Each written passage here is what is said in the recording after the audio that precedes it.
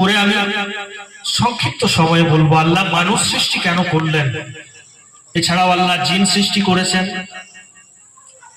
সৃষ্টি করেছেন, তো মানুষ ফেরেশতা সৃষ্টি করেছেন, ফেরেশতাদের একটা জগৎ, জিনদের একটা জগৎ, তারপরে আল্লাহ সৃষ্টি করলেন মানুষের একটা জগৎ।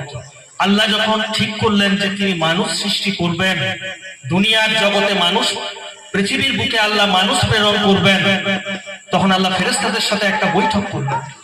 আল্লাহর বৈঠক করার প্রয়োজন হয় না, কিন্তু করলেন তিনি। ফেরেশতাদের জানালেন যে আমি পৃথিবীতে মানুষ সৃষ্টি করব, মানব জাতি পাঠাবো। তো ফেরেশতারা কিন্তু অবজেকশন করেছিল যে আল্লাহ আপনি আমাদের সৃষ্টি করেছেন, জিনদের সৃষ্টি করেছেন, আমরা সব সময় আপনার উপাসনা আরাধনাতে মশগুল থাকি, তাহলে মানুষ সৃষ্টির প্রয়োজনীয়তা কি? আপনি কেন মানুষ সৃষ্টি করবেন? আল্লাহ সেখানে জবাব দিলেন ফ্রম হোলি কোরআন,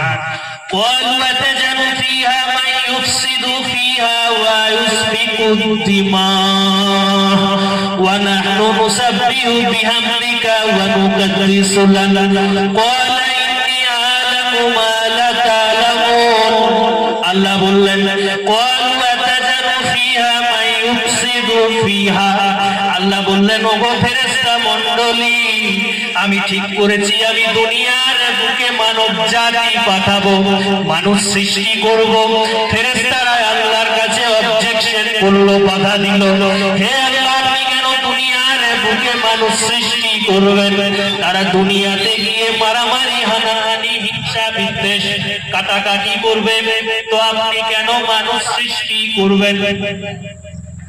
দুনিয়ার বুকে আপনি কেন মানুষ পাঠাবেন? দুনিয়াতে গিয়ে তারা অশান্তি করবে, দাঙ্গা করবে। আল্লাহ সেখানে জবাব দিলেন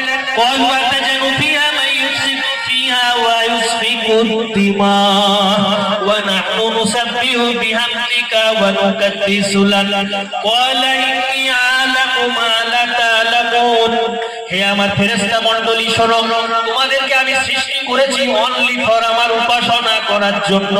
আমার উপাসনায়, অর্চনায়, আরাধনা ব্যতীত তোমাদের কোনো কিছু করতে হয় না। কিন্তু আমি ঠিক করেছি আমার ইচ্ছা আমি পৃথিবীতে মানব জাতি পাঠাবো।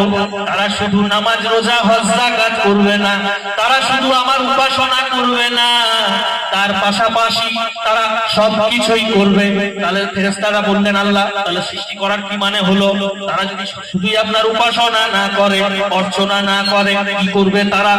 আল্লাহ বললেন শুনে নাও, তোমাদেরকে আমি সৃষ্টি করেছি শুধুমাত্র আমার উপাসনা করার জন্য, কিন্তু আমি মানুষ পাঠাবো, তারা চাষাবাদ করবে, কেউ মাস্টার হবে, কেউ ডাক্তার হবে, ইঞ্জিনিয়ার হবে, কিন্তু এইগুলো হওয়ার উদ্দেশ্যে আমি মানুষ পাঠাবো না।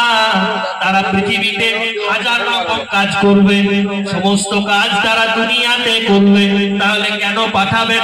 ওরে ফেরেশতারা শুনে নাও, তারা তারপরেও যখন শুনতে পাবে মসজিদের মাইক থেকে হাইয়া আলাস সালাহ, হাইয়া আলাস সালাহ, হাইয়া আলাল ফালাহ, হাইয়া আলাল ফালাহ, সমস্ত কাজকে তারা পিছনে ফেলে মসজিদে যাবে, উযু করবে, নামাজেতে দাঁড়াবে, আল্লাহর আদেশ আমার হুকুম তারা পালন করবে।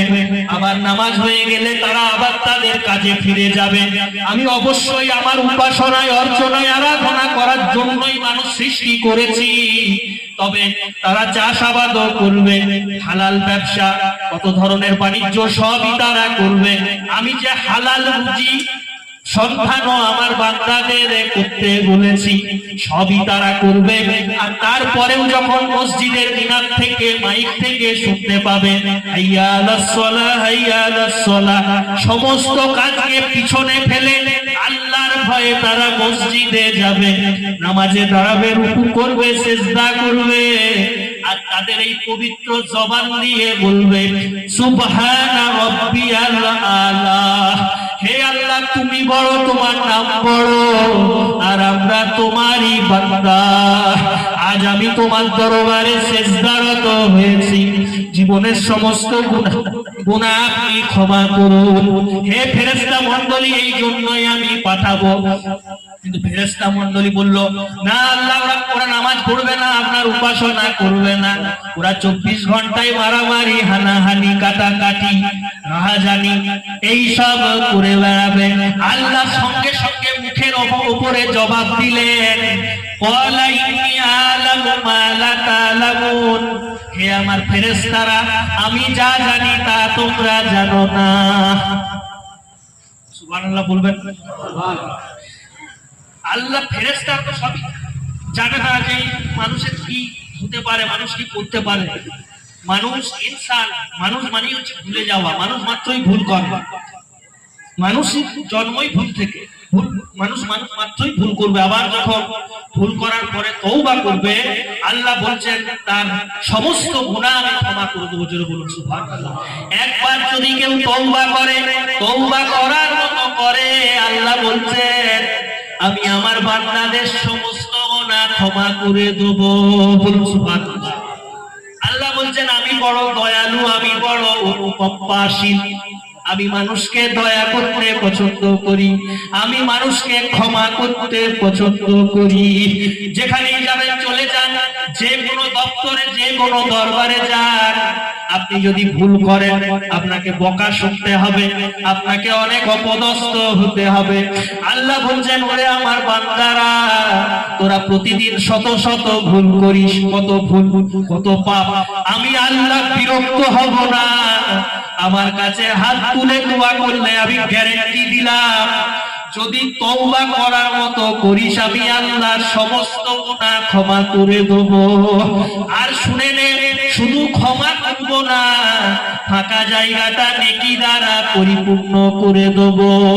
সুবহানাল্লাহ। এবার তওবা করুন। আস্তাগফিরুল্লাহাল্লাযী লা ইলাহা ইল্লা হুয়াল হাইয়ুল কাইয়্যুম ওয়া আতুবু ইলাইহি। একবার ইস্তেগফার করার মতো করলে আল্লাহ জিন্দেগীর সব গুনাহ ক্ষমা করবেন। তবে এখানে একটু অ্যালার্ট থাকতে হবে, মনে রাখবেন মৃত্যুর পূর্বে আপনাকে তওবা করতে হবে। মৃত্যু চলে এলে তওবার দরজা বন্ধ হয়ে যাবে। যারা এখনো হেদায়েত পায়নি, আল্লাহ যেন হেদায়েত দেয়, যেন বলুন আল্লাহুম্মা আমিন। এই হচ্ছে মানুষ সৃষ্টির ব্যাপারে আল্লাহ বলেছেন কোরআনে। সবগুলি কোরআন থেকে বললাম।